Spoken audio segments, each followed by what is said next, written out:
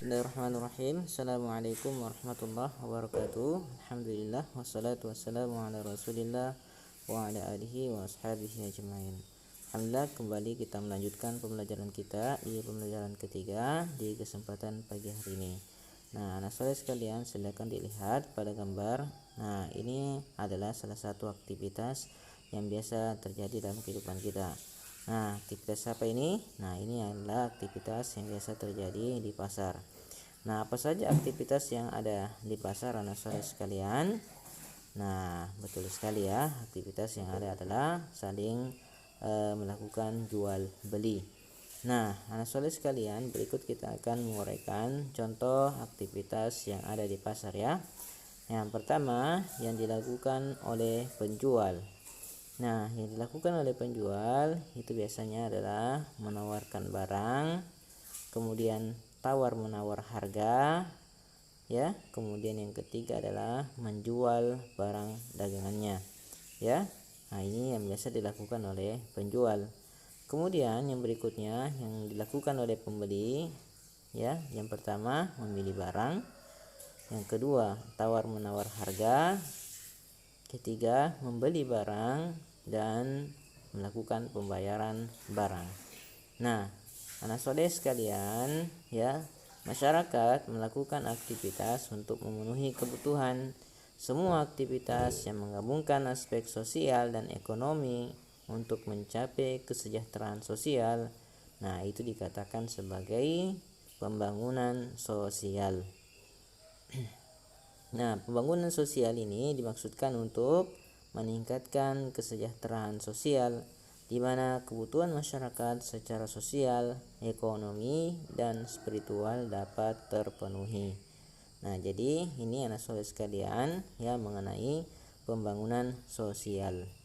Nah, beberapa bidang pembangunan sosial bisa dilihat ya. Yang pertama ada taraf hidup masyarakat, ketertiban dan keamanan, kesehatan, pendidikan, dan kerohanian.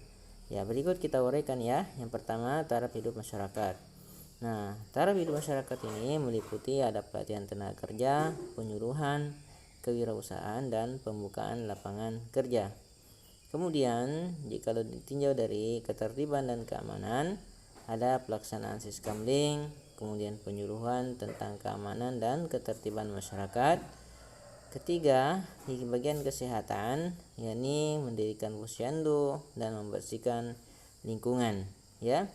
Kemudian di poin keempat, pendidikan, yakni menerapkan program jam belajar masyarakat, mendirikan taman bacaan. Dan yang kelima, dari bidang pembangunan sosial adalah melaksanakan ibadah bersama dan peringatan hari besar agama. Nah, ini beberapa poin pada bidang pembangunan sosial atau bagian-bagian mengenai pembangunan sosial. Nah, masyarakat Indonesia terdiri atas beragam suku bangsa. Keragaman suku bangsa ini menciptakan keberagaman adat istiadat, ya. Nah, anak soleh sekalian tentunya biasa melihat kebiasaan atau yang ada di lingkungan masyarakat. Nah, itu adalah merupakan ya adat istiadat atau kebiasaan yang sering dilakukan oleh sebuah masyarakat. Nah, sekarang kita lihat apa itu adat istiadat, ya. Nah, adat istiadat itu merupakan kebiasaan sosial yang sudah lama ada secara turun-temurun dan yang ada di dalam masyarakat. Nah, anak soleh sekalian, kita akan pula melihat ya di dalam masyarakat kebiasaan-kebiasaan tersebut. Nah, beberapa adat istiadat yang ada di Indonesia bisa dilihat ya pada gambar berikut ini. Yang pertama ini yakni upacara ngaben. Nah, ini kegiatan berasal dari Bali, di mana upacara ini merupakan upacara pembakaran jenazah di Bali. Wow. Kemudian yang kedua, ini adalah lompat batu Pahombo. Ini berasal dari Nias, ya, yang merupakan ritual pendewasaan seorang laki-laki atau suku Nias, ya, di mana dimaksudkan kegiatan ini adalah menguji apakah dia termasuk sudah masuk masa balik atau dewasa. Kemudian ngobeng, ini berasal dari Sumatera Selatan, yakni merupakan tradisi menjamu tamu ya oleh masyarakat Palembang. Kemudian ada lagi upacara sisingaan. Kemudian ini ada berasal dari Jawa Barat, yakni merupakan tradisi mengarak anak sehari sebelum dia disunat. Berikutnya ada lagi yakni tedaksiden. Ya, tedaksiden berasal dari Jawa, di mana upacara ini adalah upacara pada saat pertama kali seorang anak belajar menginjakkan kaki di tanah. Wah. Nah, yang berikut ini ada kibu-kibuan ya. Asalnya Banyuwangi, yakni merupakan upacara memohon kesuburan sawah dan hasil panen yang melimpah. Nah, adat istiadat tersebut menggambarkan keberagaman suku dan budaya di Indonesia. Dalam pelaksanaan upacara adat tersebut terjalin kerjasama yang baik antar warga masyarakat. Nah, perhatikan bagian berikut ini ya. Nah, berikutnya kita akan masuk pada mengenai periklanan ya. Perhatikan iklan berikut ya. Hidup rukun, cermin budaya bangsa Indonesia. Nah, anak soleh sekalian, kira-kira iklan ini masuk iklan media cetak atau media elektronik?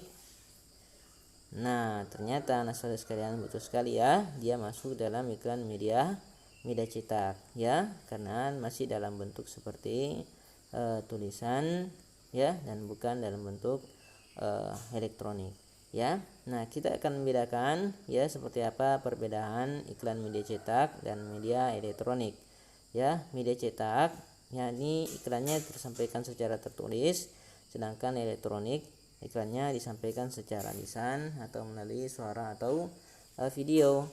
Nah, kemudian iklan media cetak juga itu dibaca kapan saja. Kemudian yang berikutnya, iklan elektronik itu hanya ditampilkan dalam waktu yang singkat. Dan berikutnya, iklan media cetak itu bahasa yang digunakan adalah bahasa formal, dan elektronik itu biasa digunakan dalam bahasa yang bisa formal dan biasa juga non formal atau bisa dilakukan bahasa sehari-hari. Nah, ini anak soleh sekalian yang dapat kami sampaikan di kesempatan kali ini. Semoga anda sekalian bisa memahami dan bisa melihat penjelasan pada video pembelajaran kali ini. Sekian dari apa yang saya sampaikan ya. Syukron, jazakumullah khairan atas perhatiannya ya, dan selamat belajar dan tetap semangat dan selalu dijaga kesehatannya. Kami ucapkan assalamualaikum warahmatullahi wabarakatuh.